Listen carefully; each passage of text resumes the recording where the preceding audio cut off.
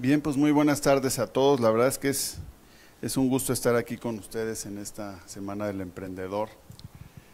Y pues creo que el tema que nos tocó a Ivette y a mí, la verdad es que nos gusta mucho porque tiene que ver justamente con el corazón del negocio, la figura que vamos a escoger, ¿no? Para iniciar un negocio. Y lo que comentábamos es que pues hay pasos previos para saber entrarle al tema jurídico, que nada más queremos nosotros como abogados, nos vamos enfrentando siempre a que a veces las personas que acuden a nosotros no tienen la definición de qué quieren y a veces sí es un poco complicado orientarlos, pero aquí hay algunas ideas que Ivette y un servidor estuvimos pensando que nos pueden ayudar, les pueden ayudar a ustedes a ubicarse primero frente a empezar un negocio. Entonces dijimos, primero vamos a enfocarnos en la elección de la figura jurídica de mi actividad o negocio.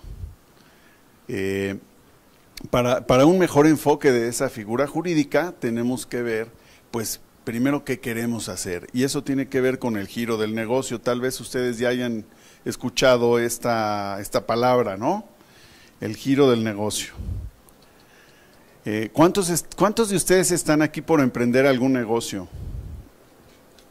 Bueno, pues creo que vinieron al lugar indicado para que por lo menos tratemos de orientarlos lo mejor posible. Ahora, el negocio, ¿cuántos tienen para negocios de consumo, de comidas y esto? O bebidas. ¿Y cuántos como para industria? Más que como para bebidas, que no sean bebidas y comidas, que no sea de consumo. 2, 3, 4. De bienes. Bienes, servicios. No, bueno, pues se ve que los servicios están un poquito ganando aquí la carrera. Bueno, pues justamente eso es, dependiendo de eso, pues nos vamos a ir encontrando que cada uno de esos negocios que ustedes quieren emprender tiene que ver con el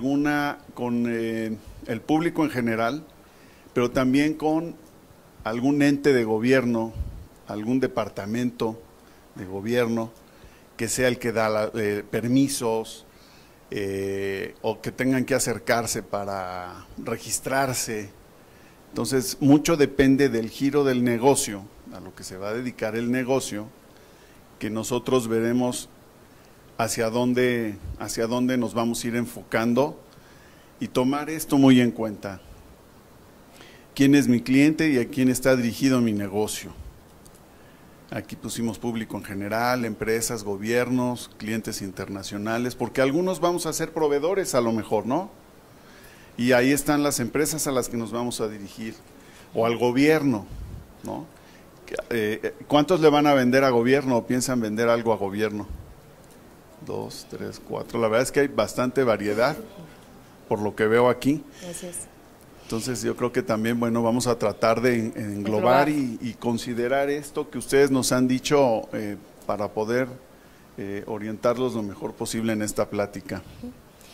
Y bueno, Arturo, nada más, estas premisas hay que tenerlas muy en mente, cada quien se va perfilando en su negocio, en su actividad diaria, en lo que quiere hacer, porque dependiendo de este análisis, de lo que tengamos en mente es si realmente necesitamos como figura jurídica una sociedad o necesitamos un contrato o puedo seguirme manteniendo como una persona física con actividad empresarial, porque aquellos que quieren vender al gobierno, pues normalmente tendrás que tener una empresa o les darán preferencia a los que tienen una sociedad constituida que a la persona física, ¿no? Y que tengan una sociedad constituida y que ya tenga un tiempo en el mercado. Entonces, son el tipo de consideraciones que tenemos que tomar en cuenta para decir, ¿sigo como persona física?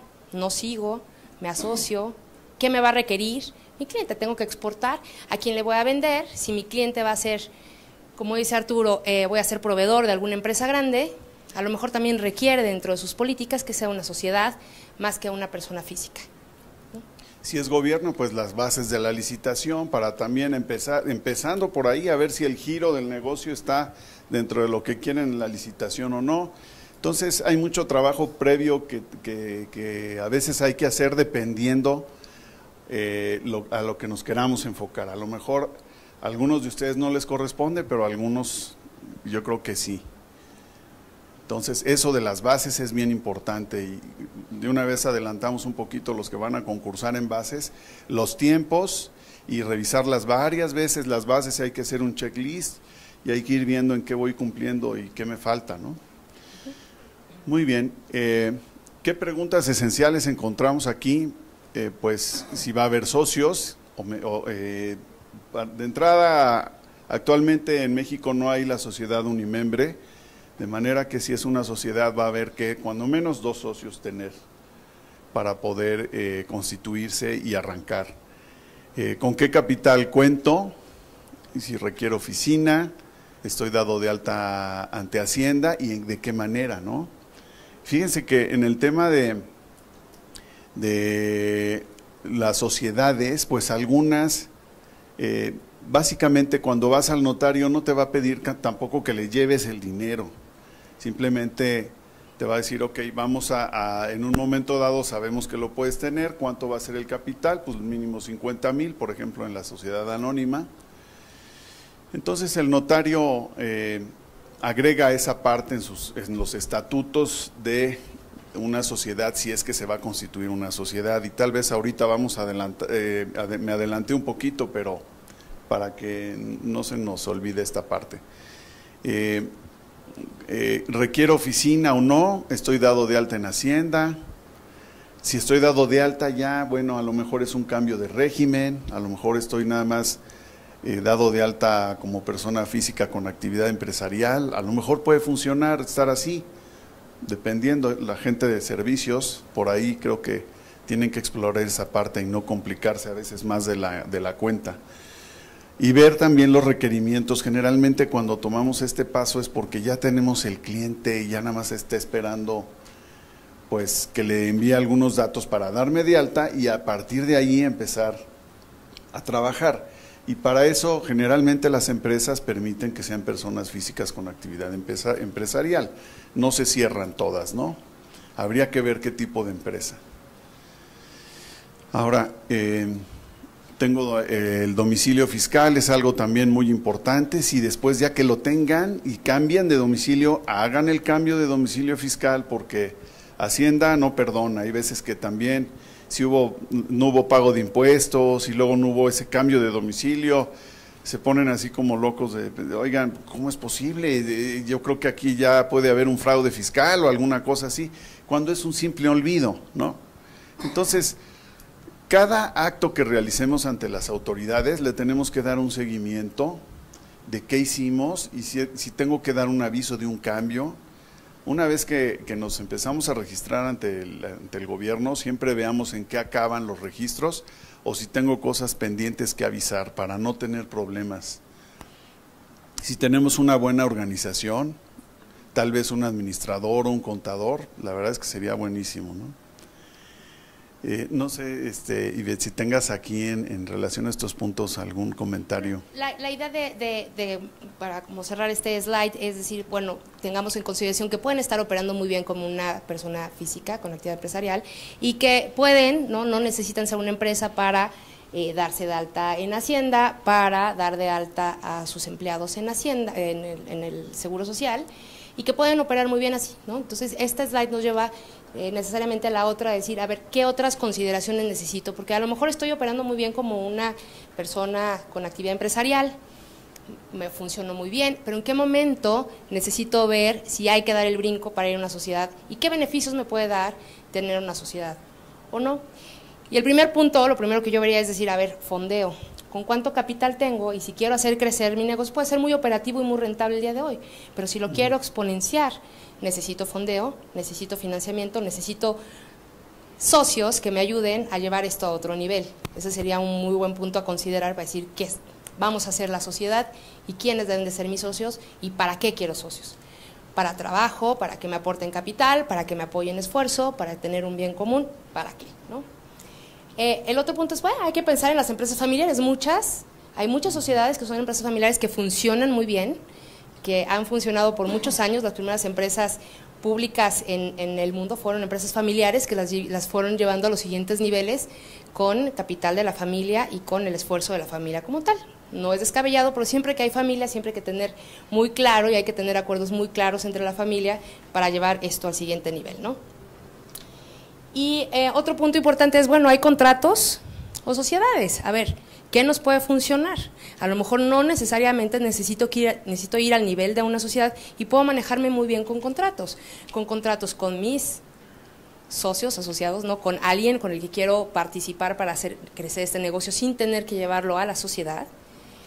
Y hay muchos tipos de contratos de distribución, de asociación tipo joint venture, en donde vamos a decir, a ver, tú haces esta parte, yo hago esta parte, entre los dos vamos a juntar capital, tú pones la marca, yo pongo el trabajo, tú pones el changarrito y yo voy a poner hasta las que hacen las tortillas. Entonces, esto es un contrato de asociación que no necesariamente tienes que llevarlo a una sociedad todavía y que puede funcionar en cierto nivel, ¿no?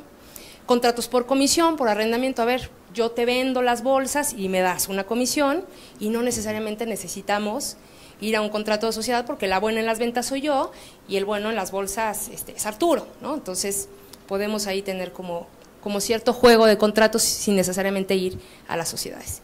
Y bueno, un punto a considerar que hay actividades reservadas al Estado porque muchas veces decimos, tengo la idea perfecta.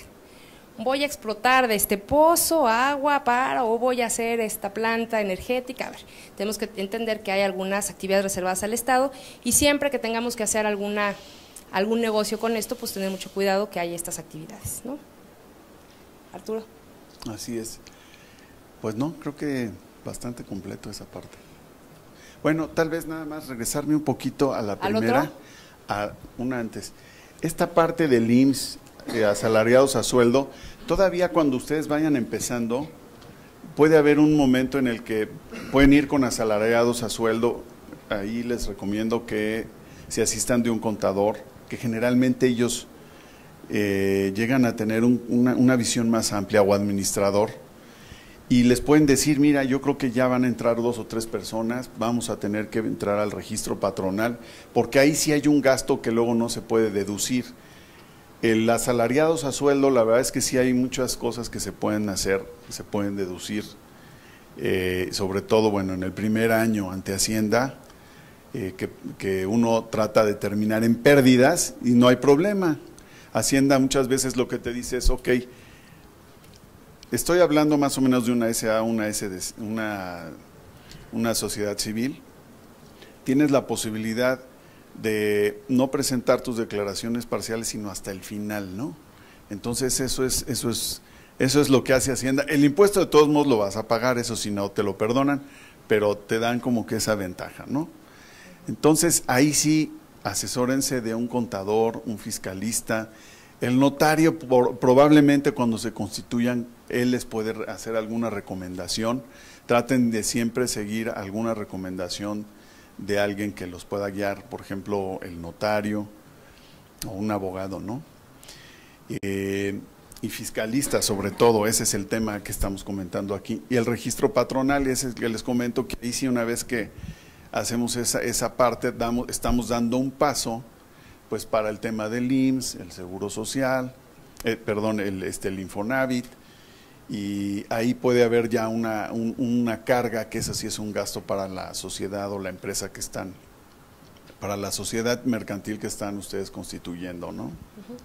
Y Arturo toca un punto muy importante que es la parte fiscal y la parte laboral. Entiendo, ¿no? También hay abogados de ANADE que estarán el resto de la semana dando pláticas ya muy específicos de temas laborales y de temas fiscales que vale la pena escuchar porque pues no somos expertos en eso y somos emprendedores, todos estamos llegando a un mundo nuevo y la parte de seguridad social de los empleados es un tema para fiscal que si no se atiende adecuadamente y de forma oportuna se nos puede volver una bola gigante de contingencia. Multas, que termina muchos negocios por no haberlo llevado adecuadamente.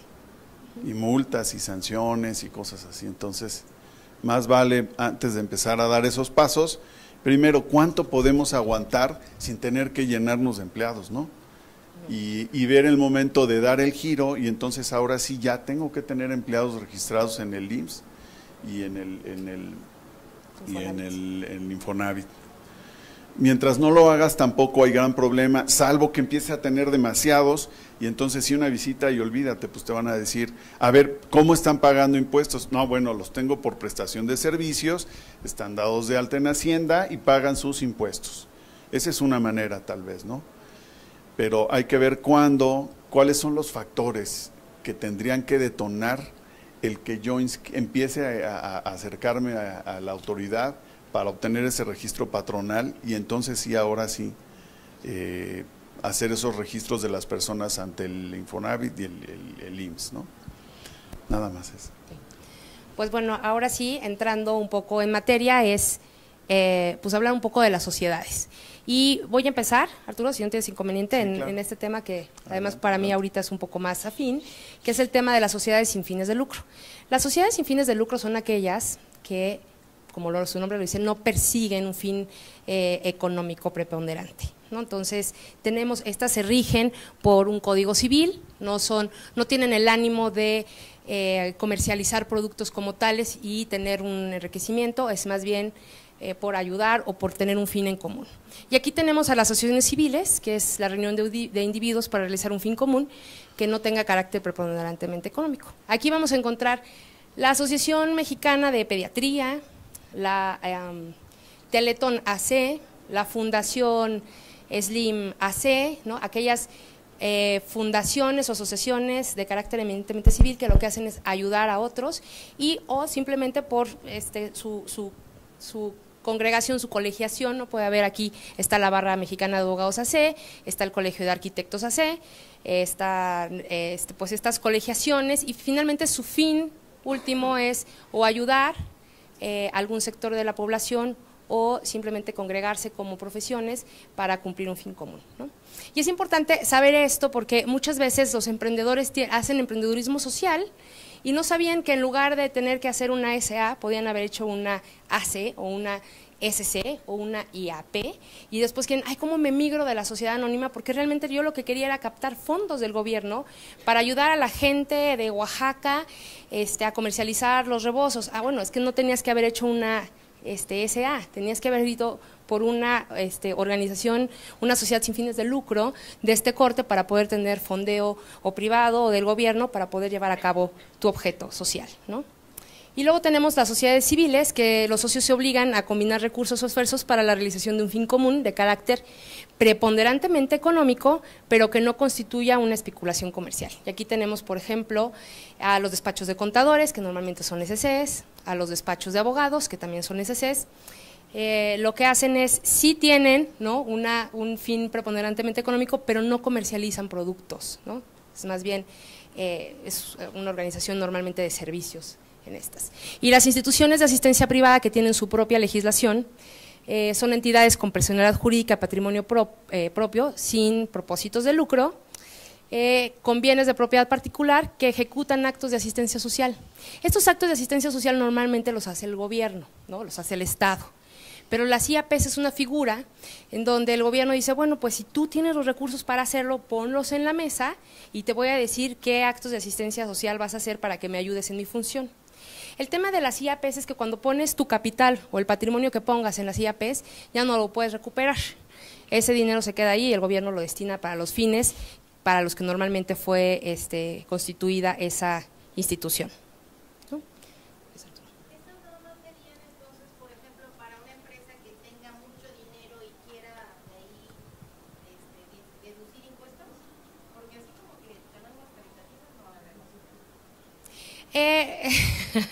Bueno, yo estaría ahí sí un poco distinto a lo que tú dices, porque normalmente aquí sentados va a haber emprendedores con ánimos de lucro, porque quieren hacer negocio, porque lo que quieren es lana, con fines de lucro. Y como tú, puede haber aquí sentados el 98% de las personas, pero no coincido al 100% porque sí hay muchas organizaciones que se dedican y dedican su vida entera y su esfuerzo entero a organizaciones de este tipo.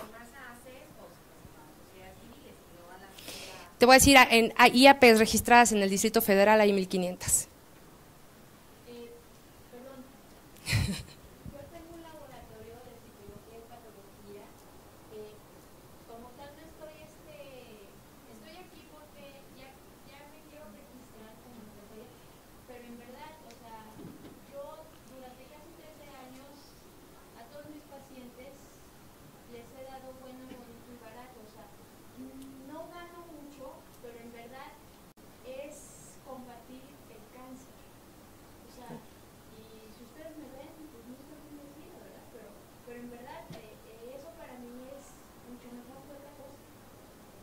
mí la felicidad no es ser signo de peso. Para mí la felicidad es ayudar al paciente con cáncer. Tenga o no tenga dinero, no me importa. Muchas gracias.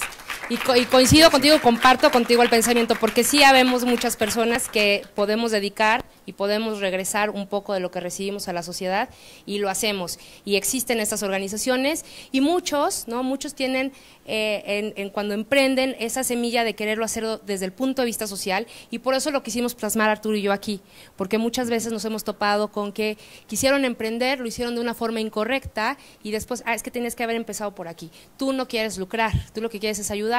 Claro, nadie es alma caritativa, a lo mejor quieres tener una ganancia pequeña o tener un salario digno, pero eso no quiere decir que vayas a hacer una SAP, una empresa que cotiza a bolsa para volverte millonario. Puedes irte con esto y vivir muy dignamente, ¿no? Y estás ayudando, y tu objeto a lo que vas dirigido jurídicamente es otro, ¿no? Entonces, en una sociedad civil, en una IAP, ¿sí puedes tener ingresos por parte del cliente? Sí podrías dar servicios y recibir un ingreso por esos servicios, sí podrías. Sí, Sin ánimo de lucro, ¿no? Es decir, es como una cuota de recuperación, es como a manera de donativo, hay formas. Bueno, te puedes pagar un salario, ¿no? Claro, por ejemplo, los despachos.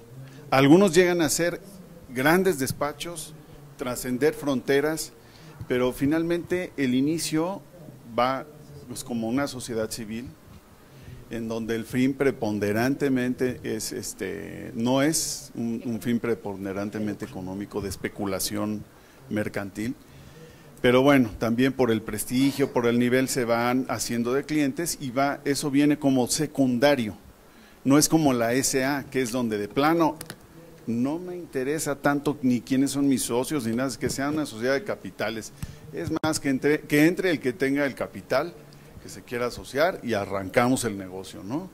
A veces ni eso se fijan tanto, que la verdad es que sí tiene uno que estarse fijando siempre con quién se asocia. Esa es una buena recomendación que creo que debemos de seguir en cualquier tipo de sociedad, ¿no? Claro, podría ser que yo tengo mis ingresos de mis negocios y me junté con mis cuates que tenemos esa idea de ayudar a la sociedad, y no necesariamente vamos a sacar dinero de ahí, ¿no? Y la Navidad de otro lado, y tengo una institución de asistencia privada aparte, ¿no? Exactamente. Sí, puedes No quiere decir que sea una caritativa, tengo mi lana acá, Claro. que hago mis negocios, ¿no? Sí, así es. Finalmente, Claro. estos son herramientas que nos sirven para acomodar las cosas que el ser humano tenemos en la cabeza y queremos desarrollar, ¿no? ¿Cuál es en dónde encaja mejor mi idea si quiero hacer negocio y quiero sacar más dinero, ¿no? O si me quiero ir por otro lado en esta ocasión y quiero constituir pues la IAP. la IAP, ¿no? Entonces, tenemos que saber muy bien que hay diferentes rutas, diferentes caminos, y hasta dónde puedo llegar en una y en otra. Correcto. Ok. Listo, Arturo. Bien, pues aquí, como comentábamos, las de fines de lucro, bueno, pues está aquí la sociedad anónima, que es la reina de las sociedades. Sí ha hecho que muchos países, no nada más en México, pues tengan las empresas mucho éxito, y sí mueven economía, tienen su función social también, y desde luego pues sí están muy enfocadas a generar dinero. Tan es así que bueno, el tema es la parte, los socios solo van a responder hasta el monto de sus aportaciones, de sus acciones, que eso es un elemento muy importante que hay que destacar.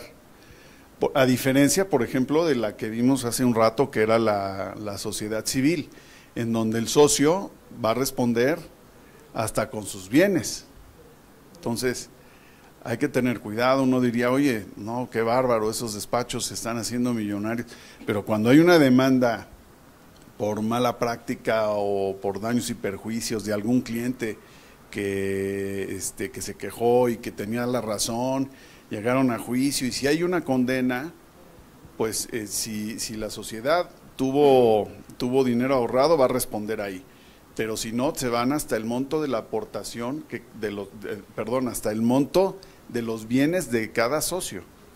Entonces, se ve muy raro. La verdad es que yo en mi vida me ha tocado ver algunos despachos con demandas que han tenido que pagar, y obviamente pues el prestigio pues hace que respondan, pero en un momento dado sí también su patrimonio personal está en riesgo, ¿eh?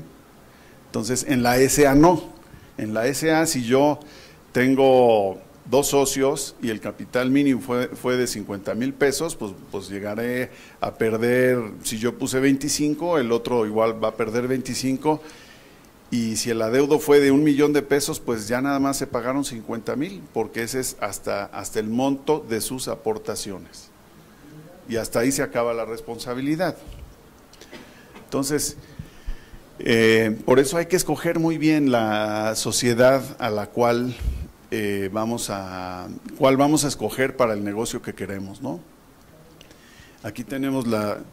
Perdón, Arturo. Nada más agregar en la sociedad anónima, que es la más común y es la base de otras sociedades como más especializadas que más adelante vamos a ver, se rige por acciones. Entonces, aquí puedes tener, se constituye con mínimo 2 socios y puedes tener el número de socios que se requiera, y las aportaciones estarán representadas por el número de acciones que representa lo que cada quien aportó, ¿no? De forma proporcional. Así es. La de responsabilidad limitada, aquí también tenemos entre socios que solamente están obligados al pago de sus aportaciones, es muy parecida en esta parte de hasta dónde responden. Están obligados al pago sin que las partes sociales puedan estar representadas por títulos negociables a la orden o al portador, pues solo serán cedibles en los casos y con los requisitos que establece la ley. Entonces, aquí pueden ver que aquí se llaman partes sociales, en la sociedad anónima se llaman acciones. Hay algunas diferencias que entre una y otra, técnicas, ¿no? Que ya ustedes también con el notario pues les va a poder explicar ya cuando estén en el paso de hacer la constitución, qué es lo que en un momento dado también les puede convenir más, ¿no? Y depende, como les decíamos, pues de los intereses que ustedes tengan, ¿no? No sé si... Y agregar aquí nada más que las dos pueden ser o solitas, SA o SDRL, o de capital variable. Ambas tienen la viabilidad de convertirlas o de constituirlas como sociedades de capital variable, que quiere decir que puedes incrementar el capital las veces que sea necesaria y entonces el capital lo vas haciendo variable. No queda fijo como en el momento que la constituiste, sino que la puede ir variando a través de aumento y de disminución de capital, ¿no? Lo puedes aumentar o lo puedes disminuir.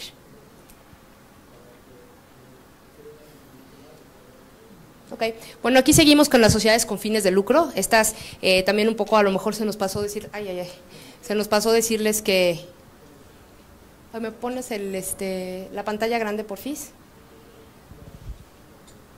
¿Cuántos socios necesitas en la SDRL? 2, como mínimo 2. Y el capital para constituirla es de 3,000 pesos. Y la sociedad anónima también mínimo 2 y el capital mínimo es de 50,000 pesos. El capital variable no necesitas un monto, es decir, cuando la pones de capital variable quiere decir que lo puedes aumentar o disminuir, claro, no menos del mínimo que te establece 50,000 o 3,000 pesos, pero sí lo puedes aumentar, o si lo aumentaste 1,000,000 de pesos, lo puedes disminuir a 500,000 o hasta 50,000, pero no menos de esos 50,000. Sí, el de capital variable puede ir acompañando, no es un tipo de sociedad como tal, como si la SA o la SDRL o la... Es una variable, ¿no? Es como una...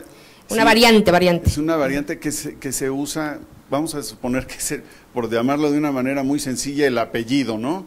Es una SA y de CB, ¿por qué? Porque los socios decidieron que puede haber aportaciones posteriores y quieren ir aumentando o disminuyendo el capital. Lo mismo lo puedes hacer en la SDRL, le pones de capital variable, ¿no? Pero, pero lo fundamental sí es escoger la primera parte, ¿no?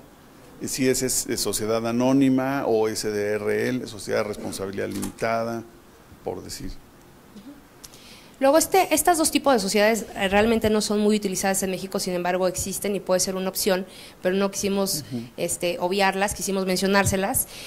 Una es, las dos son en comandita, una es simple y la otra es por acciones.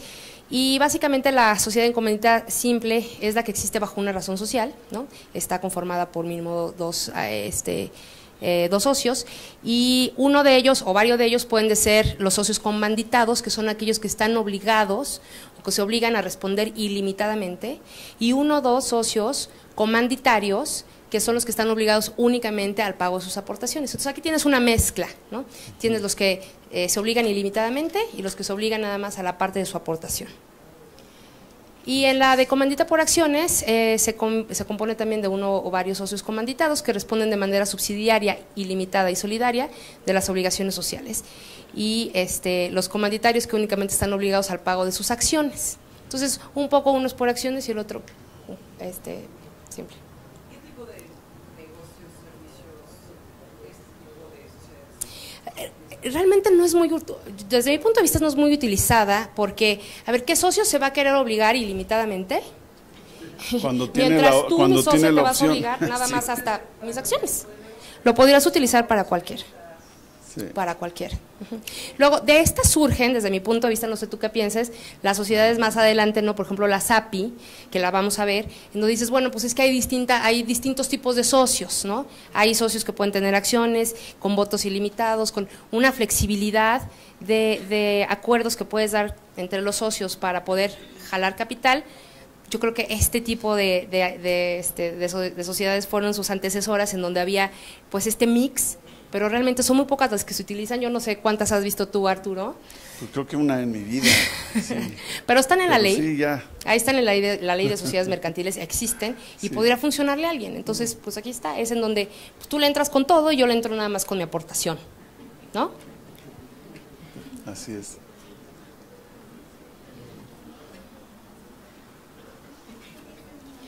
En nombre colectivo y en la cooperativa. Ujú. Bueno, aquí, en nombre colectivo, existe bajo una razón social. Van a ver que algunas les llaman razón social o denominación. Prácticamente creo que la que es denominación es la SA y SDRL, ¿no? Así es. Las demás les llaman, en lugar de denominación social, razón social, pero es lo mismo, es el nombre. Su Nada más nombre. que nosotros los abogados nos encanta como que ponerles nombre, figura y definir muy bien una cosa y otra, pero bueno, la verdad es que aquí se le llama razón social, es el nombre, ¿no? Por ejemplo, ¿qué les gusta? Pudiera haber sido Bimbo SDN, no sé, SDN, bueno, sí. más bien y no, porque ese es como de capitales la sociedad. Pero esta, por ejemplo, Alvarado, Hermanos y Asociados, esa es SNNC, pues razón social, ¿no? Cuando vean esos que son como más los apellidos en negocios, es que están utilizando este tipo de negocios. Cuando ven más el nombre de la empresa, es que va a ser una SA, una SDRL. Y bueno, la sociedad cooperativa, que también hace poco estuvo muy como utilizada, o Como que Hacienda resurgió, estuvo ¿no? Resurgió y luego Resurgió con esquemas fiscales sí, por ahí complejos, entonces la resurgieron los contadores y ahorita un poco ya se dejó de usarse otra dejó de vez usarse. porque Hacienda lo que hace, bueno, con las leyes fiscales cada año van cambiando y van apretando, van viendo qué sociedades por dónde están más generando riqueza y trata de regularlas más, y si las regula más, pues les desincentiva o les quita deducciones, y entonces cuando quita esas deducciones van a ver que de repente va a haber más SDRL, ¿no? Y ¿por qué? Porque ahí no está Hacienda atacando tanto, pero cuando vean, por ejemplo, que ahora ya no van a haber tanta sociedad cooperativa, bueno, pues es porque ya Hacienda ya metió manos a la obra ahí con sus reformas. Y siempre ustedes, por eso les digo, el fiscalista también es básico para determinar muchas operaciones que hacemos día a día o que hacemos o que se hacen en las empresas. Es importante siempre ir de la mano con ellos porque como esas leyes cambian cada año, pues tenemos que irnos adaptando y moviendo. A veces también nosotros, se puede en un momento dado a veces hasta también disolver una sociedad y se toma la opción de crear una nueva. O sea, con todo eso, de verdad que el empresario a veces tiene que jugar con esas partes, ¿no? Hasta allá se tiene que ir o a liquidar, ¿no? Que he visto pocas, pero también se llegan a dar las liquidaciones y el cierre de empresas, ¿no? De sociedades. Claro, sí. Yo creo, desde mi punto de vista, la sociedad corporativa, o la naturaleza de la sociedad, que de hecho está en una ley especial, es muy buena, porque lo que quería hacer es, bueno, a ver, pues, es la reunión para la consecución de intereses comunes y en los principios de solidaridad, esfuerzo propio y ayuda mutua. Entonces tenías a muchas agrupaciones, por ejemplo, de artesanos, de productores del campo, básicamente que era para las que se había formado estas cooperativas, ¿no? Por ejemplo, Cemex empezó por una cooperativa, sigue siendo cooperativa, ¿no? Entonces es bueno, a ver, pues están los trabajadores de Pemex, entonces vamos a hacer una cooperativa, porque como les vaya bien a la empresa, le va a ir bien a todos los que conforman la sociedad. Entonces la naturaleza es buena, pero sí se fue desvirtuando, y otra vez quien nos da la virtud o desvirtud es la materia fiscal, porque finalmente todos buscamos estrategia fiscal. No quiere decir que le demos la vuelta a la ley, pero buscamos los beneficios fiscales como se nos vaya presentando, ¿no? Y como vayan regulando y como vayan saliendo las normas generales que emite Hacienda. Por ejemplo, los taxis del aeropuerto, me llevé la sorpresa que justamente algunos de ellos usan este tipo de sociedad. Sí, yo creo que para ese tipo de operaciones funciona muy bien, porque es su naturaleza, ¿no? Así es. Ya la parte fiscal habrá que ver si le sigue beneficiando o no, posiblemente exactamente. Sí. Y bueno, luego tenemos las llamadas sociedades financieras de objeto múltiple. Y estas famosísimas SOFOMES, pues básicamente son entidades financieras que obtienen recursos mediante el fondeo de instituciones financieras, y lo que hacen es otorgar crédito al público de diversos sectores. Crédito para la vivienda, el microcrédito, ¿no? El llamado préstamo chiquito, el préstamo familiar, este tipo de cosas. Y era importante mencionarlo porque existen, es un muy buen negocio, ¿no? Estas no se pueden fondear o obtener recursos del público en general, pero sí prestan el dinero, y pues han funcionado muy bien. No son bancos, no se pueden considerar bancos, pero son prestadoras, ¿no? Y luego tenemos las sociedades del mercado de valores. Estas sociedades están reguladas en la ley del mercado de valores, y tenemos también a las famosas APIs y a las APS. Arturo, ¿te quieres explicar? Pues ahora han estado mucho en boga las APIs, muchas empresas que ya tienen sus nombres, ya son SA, de CB desde hace años, de repente pues han optado por este tipo de sociedades.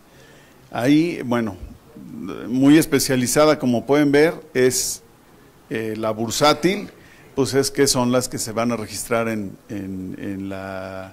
el Registro Nacional de Valores. Son aquellas empresas que también, pues la idea también es luego cotizar en bolsa y poder tener por ahí el efecto de brindar a la gente, al público en general, la posibilidad de tener acciones.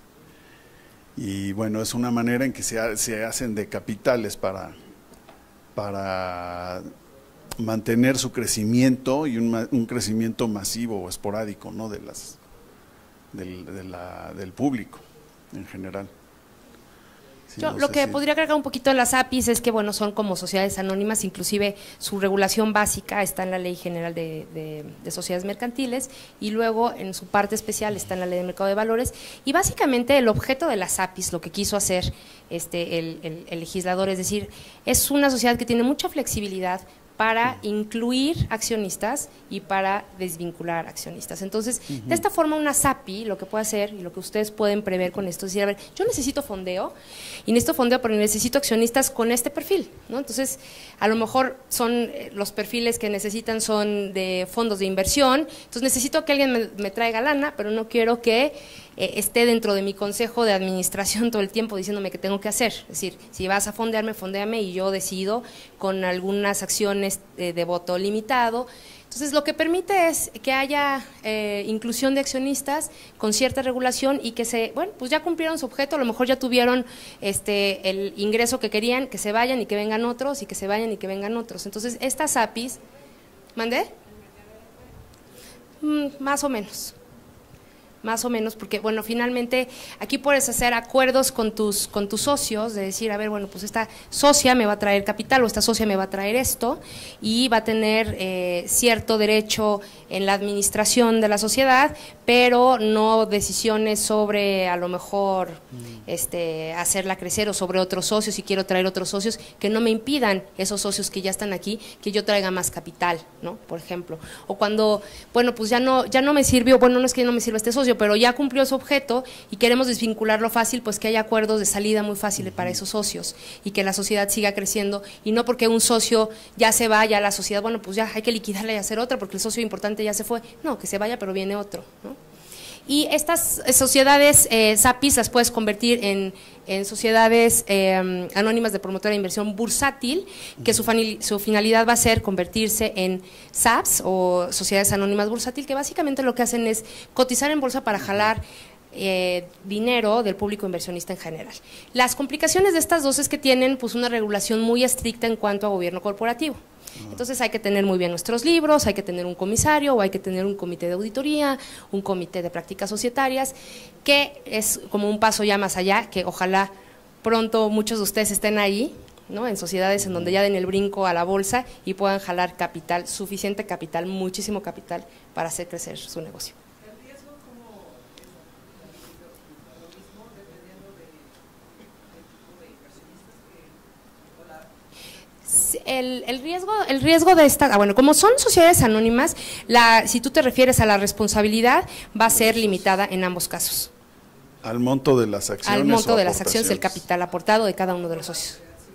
No, estas no. Aquí tu riesgo está limitado. Lo importante de estas dos es que son sociedades que ya te permiten, ¿no?, tener público, estar abiertos a los inversionistas para que vengan a invertir en un proyecto, ¿no? Y también pienso que las API, el tema es fiscal también, porque También. no es lo mismo tener al inversionista por fuera y que con contratos a lo mejor se va a volver más complicado. En cambio,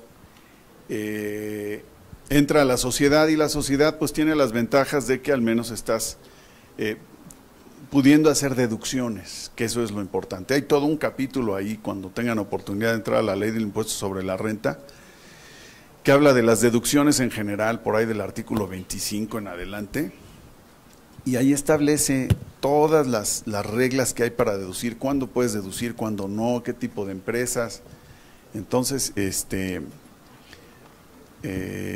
es importante, como les repito, que veamos si entramos ahí. A lo mejor son un poco más complicadas estas. Yo diría que SA, sociedad civil o asociación civil, dependiendo, eso es lo que primero van a seguramente enfrentarse ustedes, o un contrato de asociación en participación, o un contrato a lo mejor de arrendamiento, o un contrato de compraventa,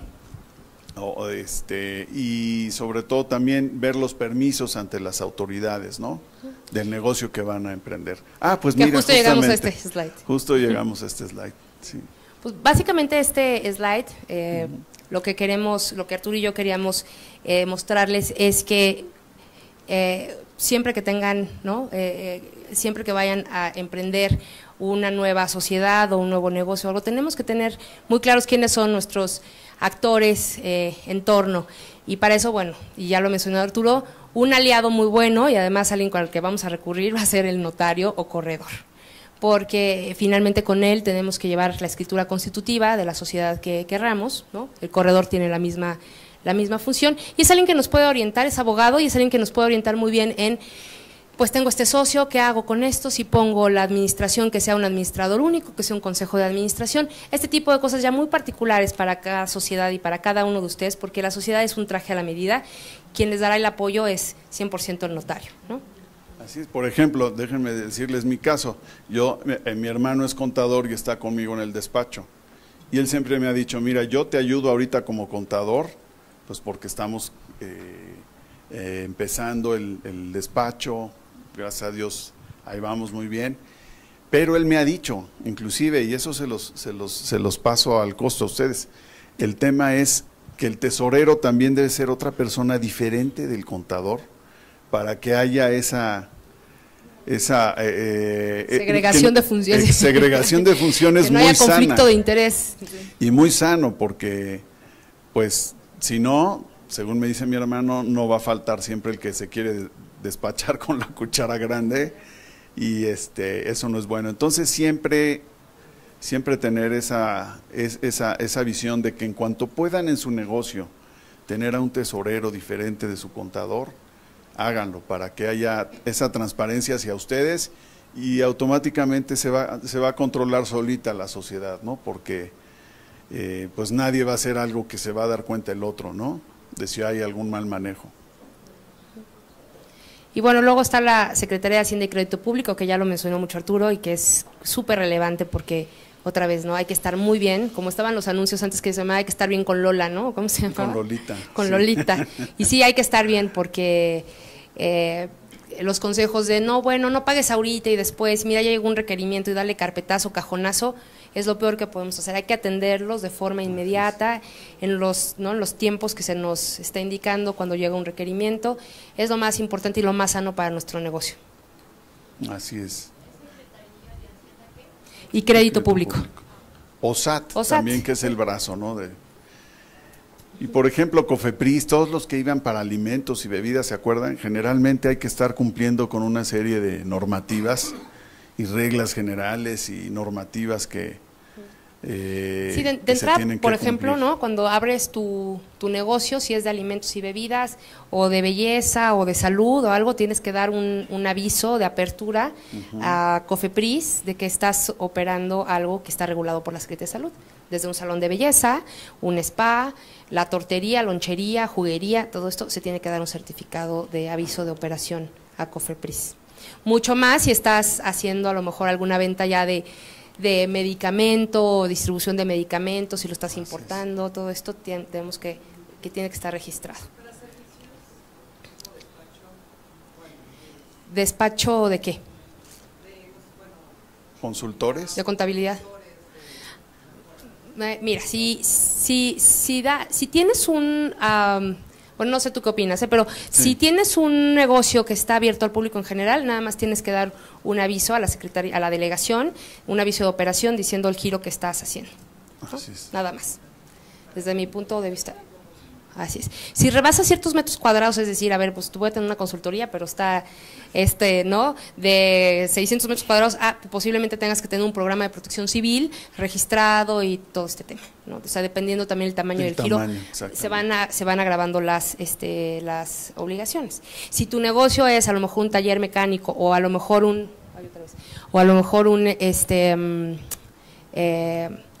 un gimnasio que va a impactar el ambiente porque lo que estás haciendo es una plancha de cemento donde había un jardín o un parque, también tendrás que hacer seguramente un impacto ambiental. Entonces, ¿no? Por ejemplo, aquí pusimos también delegaciones INVEA. ¿Por qué? Porque justamente cuando abrimos un negocio al público en general, así abierto a la calle o en un centro comercial, abierto al público en general, dejamos pasar por alto este tipo de obligaciones pequeñitas, pero que implican la clausura del negocio, ¿no? Sí. Si no tienes tu declaración de apertura, o si vendes alcohol, entonces ahí necesitas una licencia, ya no una declaración de apertura, entonces, pues, ¿qué va a implicar? Que te clausuren, o que vengan a estarte pidiendo dinero, porque entonces te van a decir, y además protección civil, y además COFEPRIS, y además esto, y además el otro, entonces no tienes nada, ¿no? Y una recomendación que podríamos hacerles es que, por ejemplo, la Secretaría de Economía, desde luego, tiene obligación de estar informando y desahogando consultas sobre los negocios que van a hacer. Pero también las otras dependencias, siempre hay un área de orientación. En Hacienda, desde luego, ¿no? Hay alguien siempre en la entrada que a ustedes, ¿dónde está orientación? Y ahí es donde a la persona que está dando están para eso, justamente para orientar a la gente y decirles cuáles son algunas prerrogativas. Y desde luego les van a decir, bueno, pues aquí está la fila para darse de alta y sacan su ticket y todo el rollo, ahí les van diciendo. Pero primero irse a informar sobre los requisitos y lo que les van a pedir es importante. Y ahora, bueno, pues por internet, pues más fácil podemos hacerlo, ¿no? Las citas, inclusive en Hacienda, sí son ahora todas. ¿Sí? Gracias. Cuando hay una especie de giros mixtos, estas empresas que tienen por una parte letra alimentos, pero también de productos,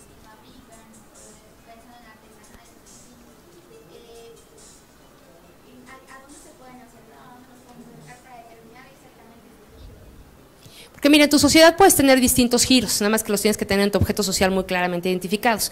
Pero si tú vas a dar servicios de consultoría médica y además vender zapatos chinos, ahí sí te diría aguas con lo que tienes que declarar un giro prioritario o principal en tu negocio. Si vas a dar consultoría médica o vas a vender o revender distribución de alimentos, y ese es el principal, pues es ese. Pero adicionalmente pues vendo unos suplementos médicos y unas zapatillas importadas, pues si es el menor, entonces tienes que irte por el principal, ¿no? Pero siempre declarar todas las actividades, y de hecho cuando haces tu declaración de apertura tienes un rubro grande como para decir las actividades, describir las actividades que realices. Es ante las delegaciones, así es, y de hecho se hace por internet, entonces tú te metes a la delegación, trámites, declaración de apertura y ahí viene, lo llenas y listo. Y Hacienda también te pide cuando te vas a dar de alta el giro y tienen ahí como Principal. 20 giros o luego siempre hay un renglón de otro. O también lo que te iba a comentar es, hay que ver también qué tan compatible es, ¿no? Porque a lo mejor una es servicios y la otra es realizar estudios o perforaciones para ver si la roca que encuentro en tal lugar me sirve para la construcción de X cosas. Entonces a lo mejor ya los giros no son compatibles, a lo mejor ahí te conviene constituir otra sociedad, ¿no? Así es. Me preguntaban qué es RNIE, es Registro Nacional de Inversión Extranjera. Si ustedes llegan a tener inversión extranjera o préstamos del extranjero que rebasen la cantidad, ahorita no me acuerdo, pero deben ser como 200, ¿cuánto es? 200,000. Son como 200,000 pesos, ¿no? Más o menos, como 200,000 pesos, porque está en unidades de inversión. En UDIs. Tenemos que reportarlo en el Registro Nacional de Inversión Extranjera. Y dar avisos y dar informes cada… Nacional de Inversión Extranjera. Cada trimestre, ¿no? Trimestre y uno anual. Uno anual, sí. Y también son cargas, ¿no? Algunas, lo malo es en algunos casos que hay cargas administrativas que hacer. O sea, no nada más es hacer, ya te constituiste y te diste el aviso de apertura y ya no. Luego, si hay, por ejemplo, ese registro, pues hay que estar informando al Estado cuántas operaciones se realizaron, los montos y todo esto. Y hablando de obligaciones, todas las sociedades, todas, incluyendo las que no persiguen lucro, tienen la obligación de celebrar por lo menos una asamblea anual, en donde tienen que aprobar los estados financieros, aprobar el cierre anual, ¿no? Y renombrar a los consejeros si es que los hay, por lo menos se tiene que llevar una. Entonces eso son también gastos y cargas, ¿no? Ahí se van a la Ley General de Sociedades Mercantiles y hay un capítulo sobre cada sociedad y las prerrogativas y las obligaciones que tienen que hacer, ¿no? Así es. Perdón, ¿puede haber algo de… Estamos en el capítulo de sociedades, personas morales, algo de algunas cositas? Porque lo que no han dicho es que establecer una sociedad mercantil es sencilla, pero desaparecerla es más de un divorcio. Puede suceder. Sí, comentamos al inicio de la plática que la persona, o sea, la persona puede mantenerse sin necesidad de realizar contrato, de formalizar, de constituirse formalmente ante notario y que puede recurrir a contratos de diversa naturaleza. Inicio un negocio, en mi caso, yo digo, ¿qué me conviene? ¿Constituir como una SA o me declaro como persona física? Ese es el análisis que vimos de las consideraciones y bueno, déjame decirte, Arturo y yo venimos de una organización, de una asociación, la Asociación Nacional de Abogados de Empresa, que tenemos un área que se llama Pro Bono, y de esa área Pro Bono surge un programa que se llama ANADE Emprende, y los abogados de ANADE estamos dando mentorías jurídicas gratuitas para particularmente poder decir, a ver, es que ahorita estamos dando generalidades para que cada quien tome en consideración lo que a su negocio, a su particularidad le corresponde, pero si quieres una asesoría especial, con todo gusto, en el módulo de ANADE podemos vernos o ver con cualquiera de los asesores, cualquiera de los mentores de ANADE que son abogados y decirte, a ver, desde el punto de vista jurídico, te podríamos recomendar hacer esto, porque también tendrías que ver el fiscal, tendrías que ver… Sí, a lo mejor no te conviene constituirte como sociedad, que es lo que dijimos a un inicio, sino simplemente echar a andar tu negocio como persona física con actividad empresarial, ¿no? Pero el impuesto ese sí hay que, Pero ahí sí te diría, por ejemplo, siempre Hacienda está en todo, ¿no? Así te diría que cuando actúas como persona física, ahorita hablamos de responsabilidades y de límites de responsabilidad. Cuando actúas como persona física, respondes con todo tu patrimonio. Entonces, en algún momento tendrías que pensar si te conviene una sociedad para limitar esa responsabilidad. Exactamente. ¿No? Ya, partiendo de ahí ya, ¿no? Y con todo gusto en ANADE te podemos ver y atender a una particularidad.